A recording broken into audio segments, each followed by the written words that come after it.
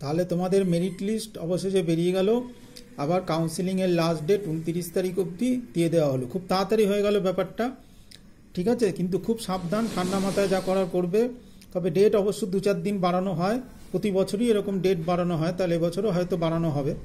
কিন্তু আলোচনা করে ঠান্ডা মাথায় করবে। আর মাথায় রেখো, যারা ফাইন্যান্সিয়াল কন্ডিশন খারাপ তাদের জন্য বলছি, যদি তুমি প্রাইভেট কলেজে পড়তে না চাও তাহলে 1 নম্বরে কিন্তু ফার্স্ট চয়েস প্রাইভেট কলেজ দেবে না, তাহলে প্রাইভেট কলেজেই কিন্তু পেয়ে যাবে, আর চেঞ্জ করতে পারবে না, সেকেন্ড কাউন্সিলিং থার্ড কাউন্সিলও করতে পারবে না। 1 নম্বর, যাদের ফাইন্যান্সিয়াল কন্ডিশন খারাপ তাদের জন্য বলছি। আর আমার সাথে যারা যোগাযোগ করছো বারবার হোয়াটসঅ্যাপ করো, কোনো অসুবিধা নেই, ফ্রি অফ কস্ট, কোনো চাপ নেবে না। আমাকে হোয়াটসঅ্যাপ করতে পারো, বারবার হোয়াটসঅ্যাপ করো, 1 বার না 2 বার 3 বার, যেরকম যত খুশি হোয়াটসঅ্যাপ করতে পারো। তবে অবশ্যই মেরিট লিস্টের মেরিট তোমার যেটা পেয়েছো র্যাঙ্ক, সেটা আমাকে হোয়াটসঅ্যাপ করে দিও, ঠিক আছে।